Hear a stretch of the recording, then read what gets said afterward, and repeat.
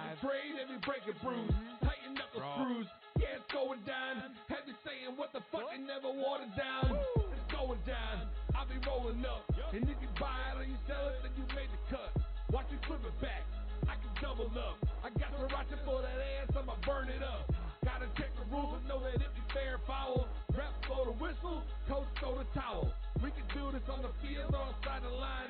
It's the man now we going live. And welcome to the Mike and Mike Man Hour, guys. Michael Buckcasher here with live, raw, and uncut sports talk. We had quite an eventful sports weekend here, so we got to bring on the man, the myth, the legend himself, Mike LeBlanc. Mike, what is up, man? What's going on, man? And Mike has already jumped in the shout and says the Cowboys officially suck. Is that how you want to start the show, Mike? Just right off the bat, just call them out like that? Yeah, I mean, dude, do you not see that defense? It is fucking atrocious. Never mind about the offensive problems, right? We won't get into that right now. Let's talk about this horrible-ass defense. So, first things first, let's give the Cowboys score from yesterday, 25-3 in a rain-soaked game where they should have gave Ezekiel Elliott the ball 40-plus times. They gave him to him 12 times for 45 yards. Andy Dalton gets knocked out with a concussion, I believe, the second quarter. We have a seventh-round quarterback come, and I've even forgot his name now. Even we literally just talked about it. I forgot his name. DiNucci. Kyle Allen, 12-25, 194 yards, 2 touchdowns. So tell me about this Cowboys defense that you so despise right now, Mike. Man, I was really high on them coming into the season. Who right? wasn't, though, right? I knew they were going to have secondary issues, right? But that front seven was supposed to be monstrous. Was it, though? How they let Washington, I want to say, I'm going to go look at it so I don't misspeak. But I want to say they let Washington rack up 200 rushing yards yesterday. 200. Is that what you said? And yep, 208. Dude, they made Kyle Allen look like a fucking all-pro quarterback. Well, he is. Yesterday. He is. Like, no rush, no pressure. And the secondary is even worse, which I knew they were going to have problems in the secondary. I did not think it was going to be that bad. I thought the front seven would make up for being bad in the secondary, right? Because if you can get pressure on the quarterback, right, you can have a decent secondary, right? Leighton Vander Esch, Jalen Smith. Jalen Smith, he's number 3 in the league in tackles. But you would not know that by the way this fucking Cowboys defense looks. Mike Nolan needs to go. Yeah, probably. I mean, he's got to go. Yeah. So Gibson had 128 yards. McKissick had 35. Peyton Barber had 34. Kyle Allen had 11. So, yeah. 200 yards rushing yesterday against that Cowboys defense. Yeah, so they had 208 yard rushing on 39 attempts at 5.3 yards a carry. That should have been Zeke's stats, to be honest with you. I mean, it rained there like a mofo. It was nasty. It was wet. So we knew how the Cowboys were going to win, would run the ball, and they didn't do that. Why? And I never understand this with the Cowboys. We're all sports fans. We've all watched football for, I don't know, I've watched football for at least 30 plus years. Right. Even I know, hey, we're going into a raining game. We're not going to be able to pass that much. Let's pound the rock. It would make sense, wouldn't it? I mean, I know our offensive line, 3 out of the 5 are down. Okay, so. But still. Like, why did you only give the ball to Ezekiel Elliott 12 times? You are paying a man $90 million to be the face of this franchise, to literally be put in situations like this to win you a football game. Zeke is not worth $1 right now. Yes, so let me flash back to a play where I saw Zeke was running like let's call it a in route, like a 5-yard in, and he was going over the middle to catch a ball. Andy Dalton threw it a little behind him. Yes, Zeke's getting $90 million. He has to come up with this catch. I mean, it hits you in two hands. You don't come up with that. I mean, that right there is strike one. Strike two. Every time you were getting the ball, Zeke, we don't know if you're going to fumble the damn ball. Like, let's be flat out honest. Zeke has had more fumbles in the last 3 weeks than he has his whole entire career, counting college. So what is in Zeke's head? He's like, man, I got paid. Fuck it. Like, well, let's be honest. That's exactly what is coming off right now to like me. Zeke got paid. He's saying fuck it. Dak's not here, so I'm getting a pass. Is that what it seems like? No, I don't think so. I don't think Mike. I don't know, dude. Like I when I'm watching the Cowboys, I almost feel like they're just being flat out coached. They're being out schemed everything, and they come into the game like they are not prepared at all. Mike Nolan, number one, needs to go. That defense is horrible. Yeah, this is by. And I don't think it's from lack of talent either. It's not lack of talent. Think about it. Under Jason Garrett, I don't remember who what was his fucking old ass name. I can't remember his name right off the bat. But I mean, his defense was better than this. I mean, Jalen Smith and Leighton Vander Esch were being called the dynamic duo, the best linebacking core in football. And now Leighton Vander Esch and Jalen Smith is having a good season, but that's great that you, sir, one person is having a good season on that defense, but that's it.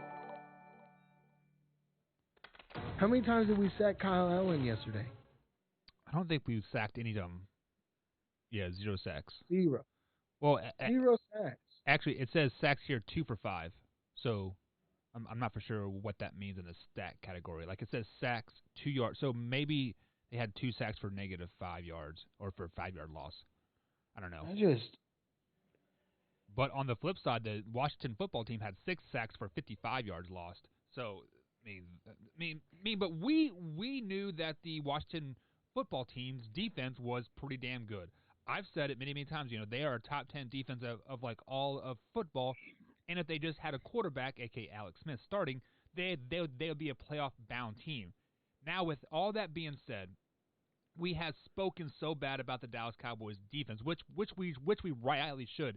Vander Esch and the other guy, they are playing bad linebacker play, and like linebacker is the heart of your defense. And when you play bad, the rest of the team plays bad. Is it that they're playing? Is it that they're not having?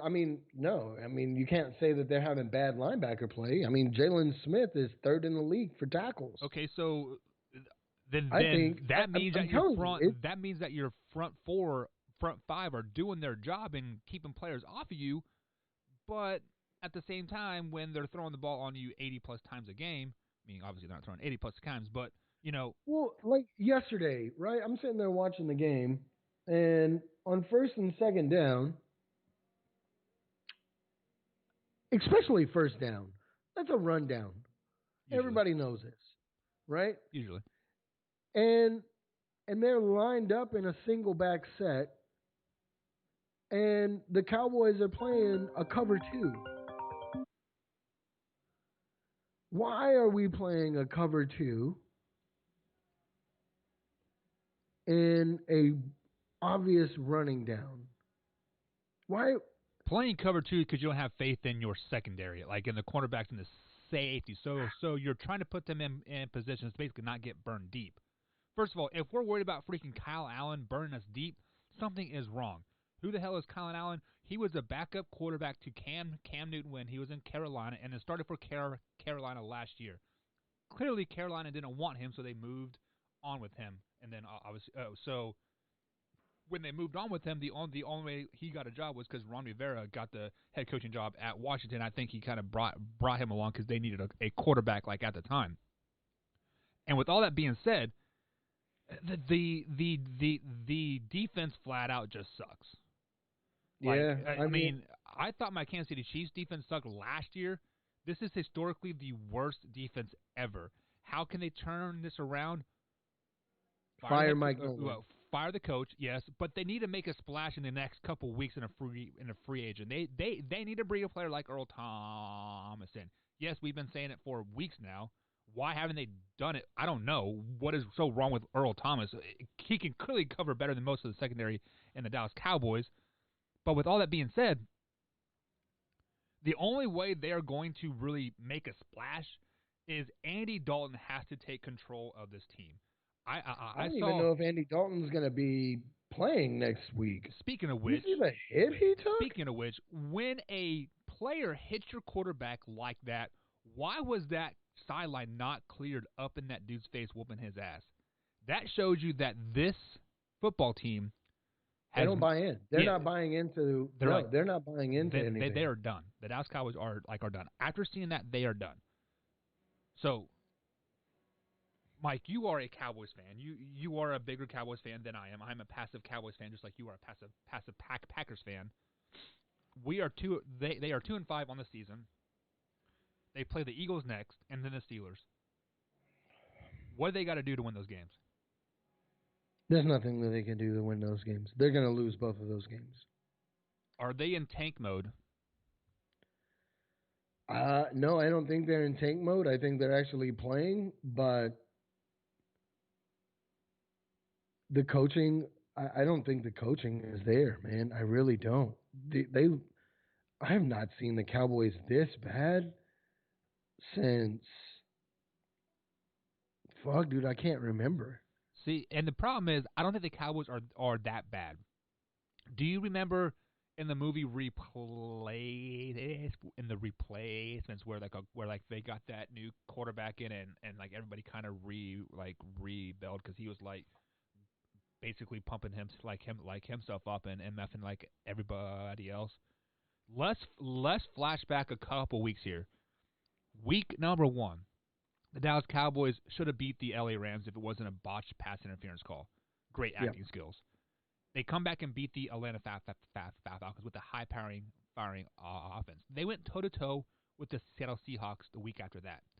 The next week, you can say they got killed by the Browns, but they come back in the second half and they scored 38 points and they're in position to win that game if the defense wouldn't have let Odell Beckham Jr. basically reverse field on them. They did beat the Giants, and let's be honest, the Cardinals flat out destroyed them. The Cardinals are a very, very good team. They beat the Seattle Seahawks last night in overtime. That was a really good game, by the way. Yeah, and the Washington football team, they just forgot to show up.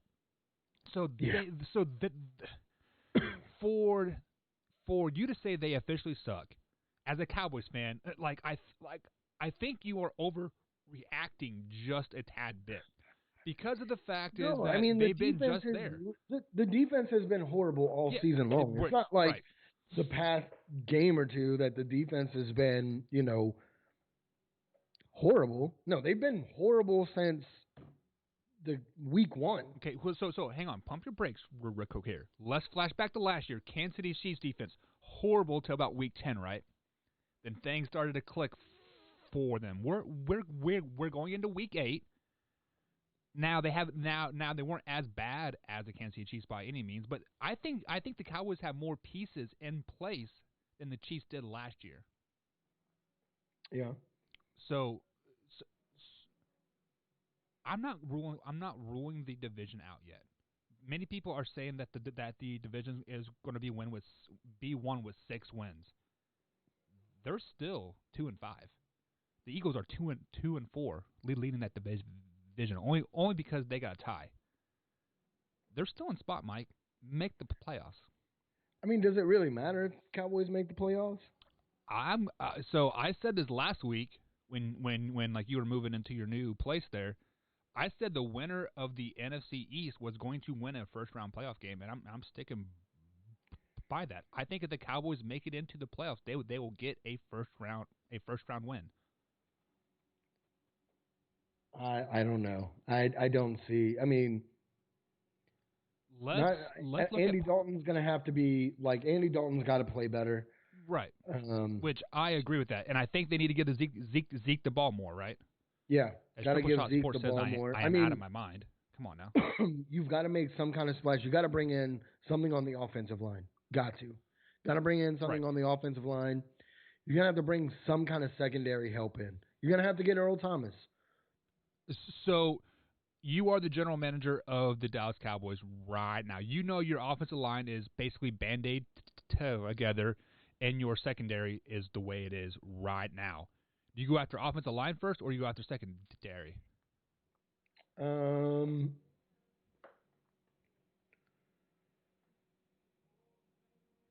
going with offensive line. I'm going to go with offensive line. Because the reason is because let's look at your possible opponents in the So, hold playoffs. on. Let's walk this back a little bit. If I'm GM, first order of business, fire Mike Nolan. And I'm going to go get Wade Phillips. He's on the couch right now. Wade Phillips, I don't care what anybody says. Wade Phillips is a good defensive guy. I think he can help this team. I'm going to go get Wade Phillips. Or Chris Richardson. Either one, right? Then I'm going to go get offensive line help. I'm going to go get one or two in free agent or, trade, or if anybody's sitting on the couch. I haven't looked at who's available or anything like that. And then I'm going to get my team secondary help. The Cowboys right now have $24 million in cap room for this season. $24 million. And then if I have some money left over, I'm going to go get a quarterback. I'm gonna reach out to the Saints, and I'm going to try to trade for Jameis Winston, or I'm going to give you one that's you're going to be like, what? What? Nobody's even thinking about it. I'm going to reach out and see if I can get Jacoby Brissett. Jameis Winston, Jacoby Brissett, two Dak-like quarterbacks that fit in that offense. Don't know. I know we were high on Andy Dalton. He just hasn't showed me anything yet. Listen, he come in late game versus the Cardinals, right? Late game versus the Giants. Led them to that victory. They shit the bed on Monday night, and obviously yesterday he didn't finish the game. Well, I mean, he wasn't great while he was in yesterday either. Let's be flat honest. The whole team wasn't great. I mean, the whole Dallas Cowboys team forgot to show up to Washington. Basically, if Andy Dalton passes the concussion protocol and all that stuff and can play Sunday night versus the Philadelphia Eagles and does well, God wouldn't worry about getting any other quarterback. I think Andy Dalton is your guy. Mike McCarty needs to take ownership of this team. He needs to start leading the team. He needs to stop being a puppet master or being the puppet and letting Jerry Jones control him. I feel like that is what is going on right now. I almost want to say that Jerry Jones is in Mike McCarty's ear saying, hey, Trevor Lawrence is out there. Dak didn't want to sign his contract, he is damaged goods at this point. Andy Dalton's on a 1-year deal. He's 33 years old, so he's pretty much past his prime. Let's go get Trevor. So you think they're in tank mode? After this week, if they perform the way they did yesterday, if that performance repeats itself versus the Philadelphia Eagles, a division rival, one of the greatest rivalries of all sports, right? If they don't show up and they play the way they did, tank mode 100%. Taking for Trevor. I mean, the Jets would have to win some games. There's a I don't think couple the Jets other get a quarterback. They have Sam Darnold, and I think they're okay with Sam Darnold. If they were not okay with Sam Darnold, I think he would be on the trade market right now. People would be considering trading for Sam Darnold right now if the Jets were not satisfied. Because there are some teams that need quarterbacks. So why not? I mean, there's already rumors about trading Sam, but came out today. Jets won't trade Sam Darnold during 2020 season. So I don't know, man. I'm just this I'm disappointed this season, honestly. I mean, my Longhorns won yesterday against our Saturday against Baylor. That was great. But like I was sitting here with a buddy and I was like, "Hey," he's like, "Hey, how come you're not really excited to watch the Horns play? Like you're not all hyped like you normally are." I was like, "I mean, it's great that they won, but I mean, Big 12's out of the question and obviously national championship is out of the question. So what's the point? What's the point of getting excited?" Are you becoming a Wildcat fan because they're still in competition for the Big 12 championship? I am not becoming a Wildcat You fan. should. You should. I should not. Because they you can- like to jump no. bandwagons from the Packers I'm not to a the bandwagon Cowboys. fan. But guys, so the Cowboys did lose yesterday. 25-3 was that final score. I think the Dallas Cowboys are in a semi-tank mode. If they forget to show up against the Philadelphia Eagles next week, at Philadelphia, 100% tank mode. In my eyes, Mike, what are your thoughts on that before we move into the rest of the NFL scores? I don't think they're in tank mode. I think they'll come out and put a half-ass decent performance against the Eagles next week. If they beat the Eagles, they probably rattle off 5 or 6 wins in a row. Maybe. I'm going back on what I predicted the Cowboys to be. Their record. I got them now probably going 4-12, 5-11.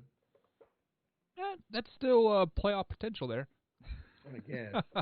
All right, guys. So moving on, Mike. I have said it on posts and Twitter machines and like all that stuff, and I thought this Week 7 NFL season was by far one of the best NFL game weekends that we could have we've had in a long time.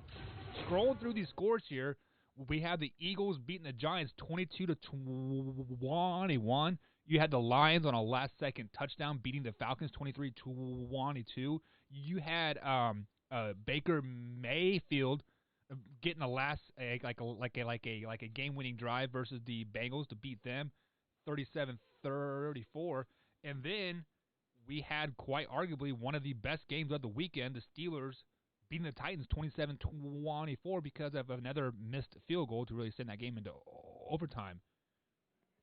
Let's talk about the Steelers Titan game. I saw a stat where this has only there have only been 2 undefeated teams meet this late in the season one other time, and the winner of that game went on to the Super Bowl that year. Obviously, the Steelers won. Are the Steelers Super Bowl bound? They're in the conversation for sure. They're definitely in the conversation. Remember we were talking about this game last week. Whoever won this game is, definitely in that Super Bowl conversation, especially in the AFC. The AFC is the dominant conference this season. Pittsburgh, Titans, Kansas City, Baltimore. Who else? Yeah, that's probably it. Right? Or am I missing anybody in the AFC? Chiefs, Ravens, you can say, Steelers, Titans. Yeah, that's about it, probably. Yeah. Maybe Oakland. Oh, maybe Oakland. Patriots, maybe? I don't know. We'll talk about them later. I don't think the Patriots, but I mean, but in the NFC, I mean, it's really just Cardinals. Whoa, the Cardinals are in the NFC. Huh? The Cardinals are in the NFC. Yeah, Cardinals in the NFC. Packers and Seahawks really in the NFC. So yeah, like watching this game, this was a tale of two halves, 100%.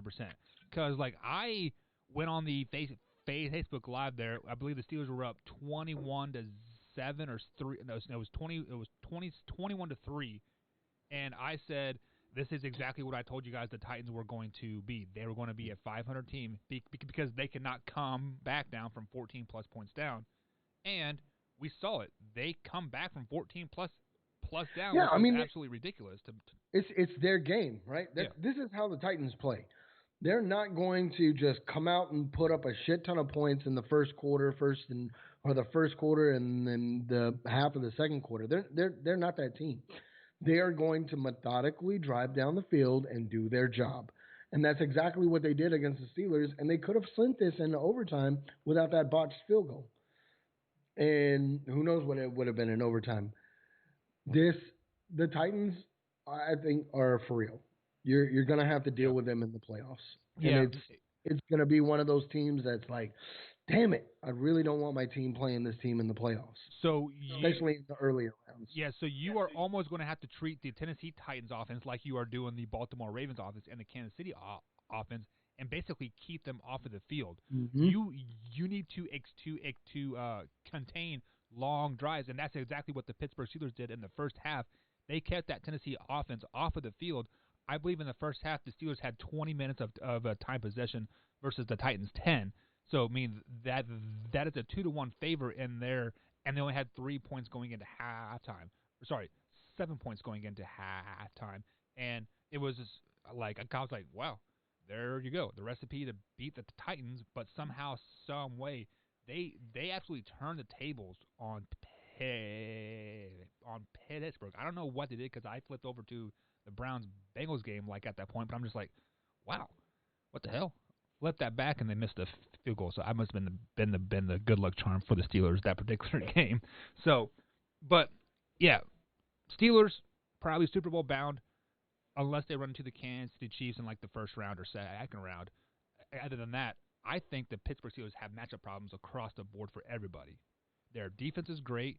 Their wide receivers are great. That they are having a rising star in that Claypool guy. So he's going to open up Juju now. And they have a two-headed monster in the backfield with James Conner and Benny Snell, and Big Ben is still looking young. So look out for the Steelers 100%.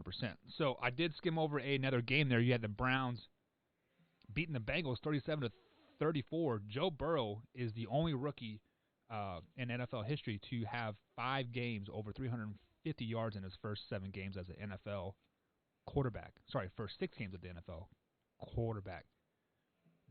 Are the Bengals the worst 1-5 team of all of football? No, I don't think they're the worst 1-5 team. No, sorry, the best 1-5 team. Yeah, I do. I think they're the best 1-5 team in all of football. They're right there. They're on the cusp. It's not like they're getting blown out in these games. They're not. At one point, got to bounce. At one point, they were leading Cleveland. Yeah. You know what I mean? And what was it? A late touchdown that put them over the top. Most of the game they were leading, and then the Browns come back after the Odell Beckham. So Odell Beckham Jr. got injured the second play of the game. He's out for the season. Yeah, they took about a half to figure out their ways, but then the second half the Browns come out and they kind of flexed on Cincinnati just a tad bit there. So let me ask you this question: So now we have seen the Browns basically a full game without Odell Beckham Jr. Are the Browns better without Odell? I wouldn't necessarily say they're better. I do think it's going to elevate Baker Mayfield like we saw, because now he doesn't have that security blanket in Odell Beckham Jr. You saw he started spreading the ball around a lot more in the second half. So I think it'll make Baker a better quarterback. I won't say that they're better without him necessarily. I'm going to say they're better without him because you don't have the sideline antics saying "Give me the ball, give me the ball." So so Baker can be an actual quarterback and not have to single out like Odell. Like, I got to get him the ball 12 times, or he's going to be pissed, right? So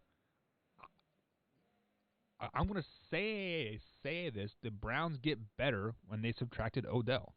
The Browns now, I think, are a playoff-bound team with Odell Beckham Jr. out of the roster. You had that Rashad Higgins that stepped up and took Odell's spot. You still have Landry Jones.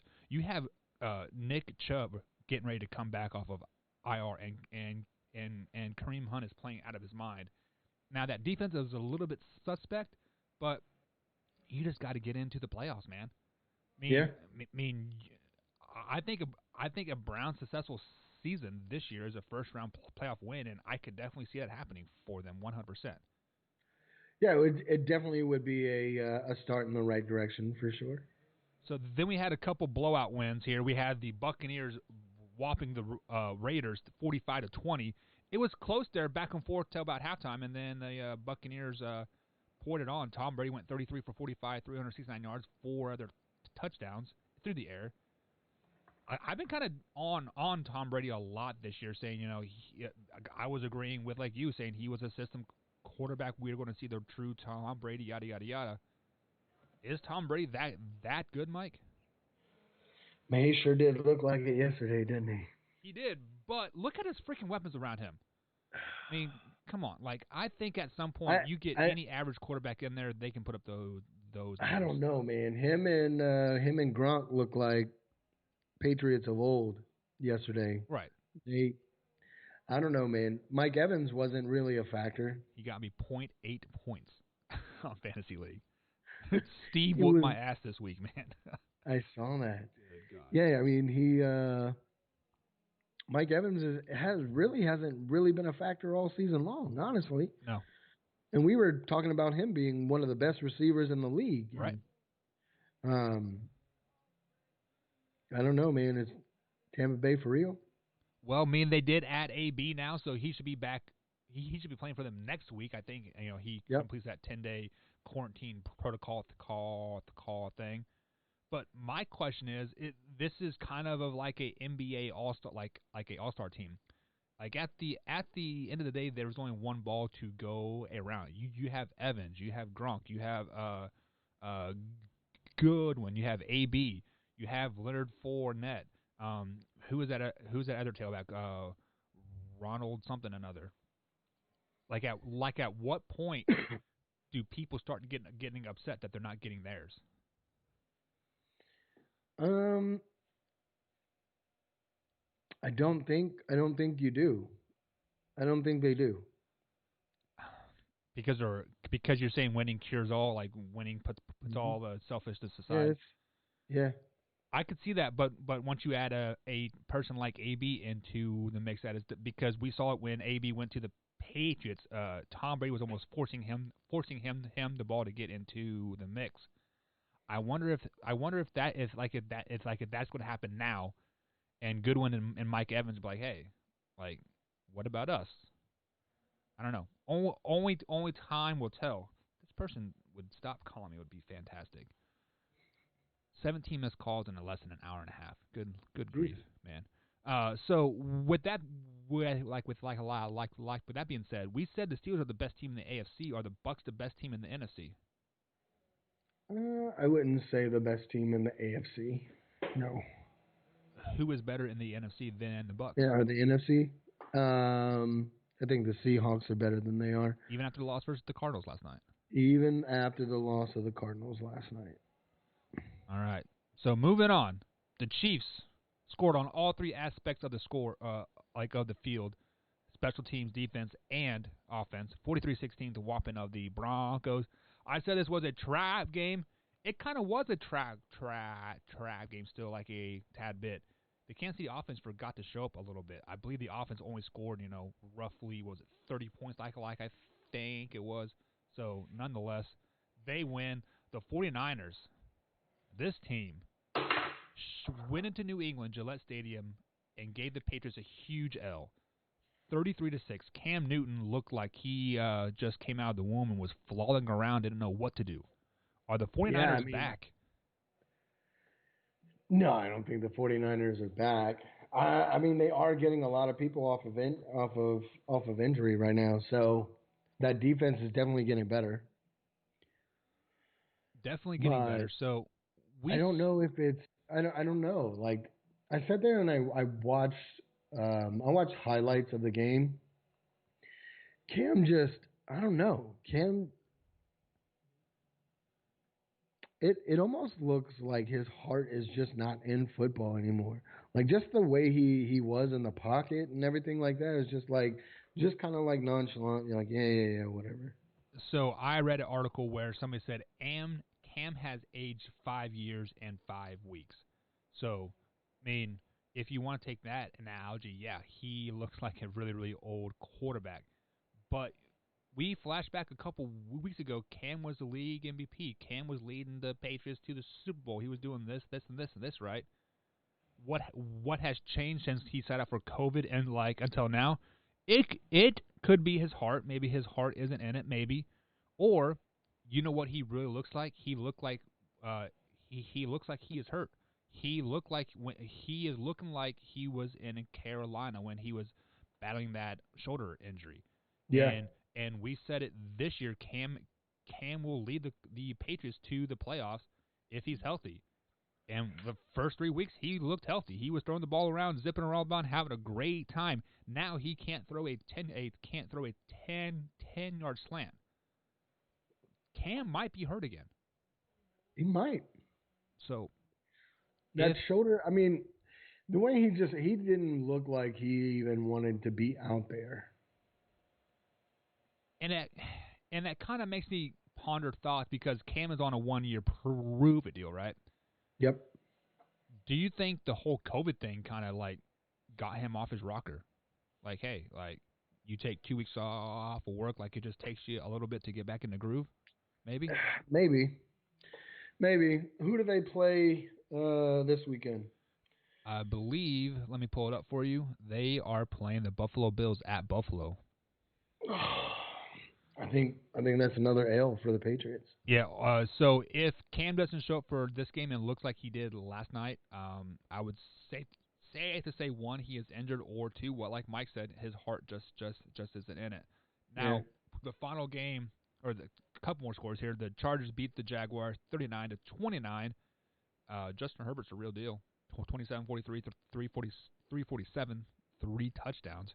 Probably rookie of the year right there, thanks to a punctured lung. Probably rookie. Easily the rookie of the year. And then the game of the night, possibly. Overtime, Cardinals beat the Seahawks 37-34. Russell Wilson, 388 yards, 3 touchdowns. It's the second time ever in his career he had multiple interceptions in the fourth quarter or overtime. Are the Cardinals the real deal, Mike?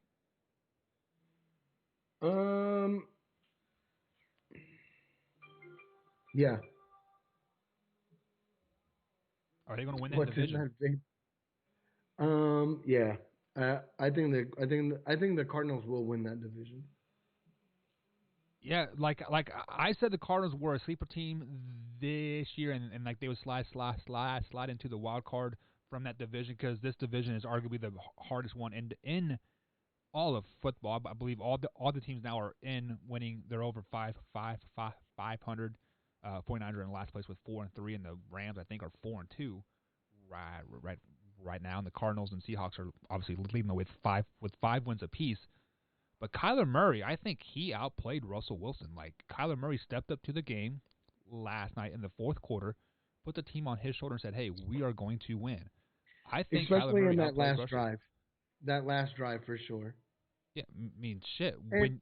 I know it's insignificant, but what a heads-up play by Larry Fitzgerald when time was running out of the clock. He ran over there, snatched the ball out of the dude's hand, and sprinted to the ref to get the ball down. That's an OG move there. Yeah. I mean, that's clearly just him being alert of what was going on and exactly what was going on. So, Mike, we're going to take a quick little break. On the other side of the break, we have arguably one of the games of the weekends again. Actually, it's the game of the night because it's the only game of the night. The Rams taking on the Bears. We're going to break that down for everybody right after this on the Mike and Mike Man Hour. Head over to MikeandMikeManHour.com, guys. Buy yourself some merch. We'll be right back.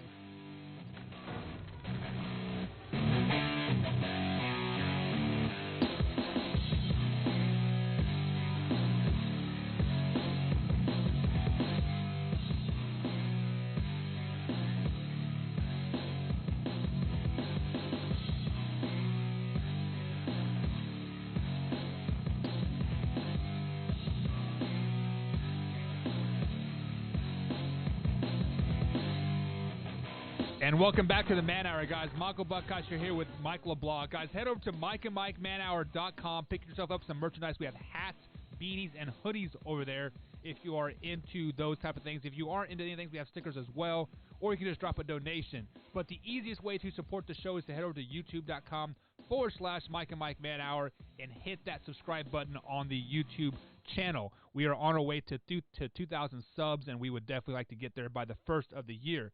So definitely head over there and subscribe to our YouTube channel. So, Mike, this is the Week 7 NFL final game of the weekend. Week 7 was quite arguably one of the best weekends of all of football that I've remembered in the last 5 or 6 years. And we finished it up tonight by the Rams taking on the Bears. First things first, who do you got winning tonight? It's like we talked about pre-show. I got the Bears winning this game tonight. Why? Why do you got the Bears winning? That defense. That defense. So it is so sexy. So it's not Nick Foles, it's not Mitchell Trubisky, it's not Allen Robertson, it's not whoever else they have. It's not their kicker, it's their defense. It's their defense. Their defense. I had the Bears winning as well because of their defense. Like, I ain't going to front. But I think the Rams' 4-2 record is a bunch of smoke and mirrors, like, at this point. Look who their 4 wins have come against. The Dallas Cowboys, the Philadelphia Eagles, the Washington football team, and the New York Giants. So everybody in the NFC East. Who have they lost to? Playoff-bound teams. The 49ers and the Buffalo Bills. So this is quite arguably one of the worst 4-2 teams ever out there. I mean, yes, you can only play who is in front of you, yada, yada, yada. Well, the Bears are going to show why they should not be 4-2. Yeah. The Bears, that defense is going to handle them tonight. It would not surprise me if this score is 17-3 and Jared Goff has like 110 yards passing. Henderson has like 56 yards like on the ground. It is an absolutely murder bath from the Bears defense because the Rams, like I said, they are a lot of smoke and mirrors. We said it, or I said it for sure earlier in the season when like we were picking like the Rams games and stuff. I had them going like 5-12, 5-11, 4-12. And looking at their team, yeah, they already have 4 wins, but if you look at their record moving forward, they may only get 1 or 2 more wins on the season. Jared Goff, and they're lucky they're not playing at Soldier Field too. Yeah, I mean that is the only that is the only reason why I was kind of hesitant of picking the Bears is because they are at home. But then there's no fans. The weather's nice in Southern California. And the Bears defense is just that damn good. And Jared Goff, I think, is the most overrated, highest paid quarterback in the NFL. Yes. Look at the rest of their team. Yes, they have Darrell Henderson. Awesome. He killed the Cowboys 4 years ago. What has he done for us lately? Maybe a 100-yard game here or there, but not a whole lot. Cooper Kupp, not a bad receiver, but he kind of fell off. Yeah, he did. Who else do they got? Robert Woods? I don't remember him at all. Josh Reynolds? Who? Gerald Everett, tight end. Who? Like, come on. The Rams, the only thing they have for them, they have Jalen Ramsey on that defensive side of the ball, and Aaron Donald, of course. But this is going to be a defensive shootout, and the Bears win it because the Bears defense is better in the end. You pondering thoughts over there? No. I don't see what more to break down this game. I mean, I don't want to say it's just going to be an easy win for the Bears, right? But it is. The NFL.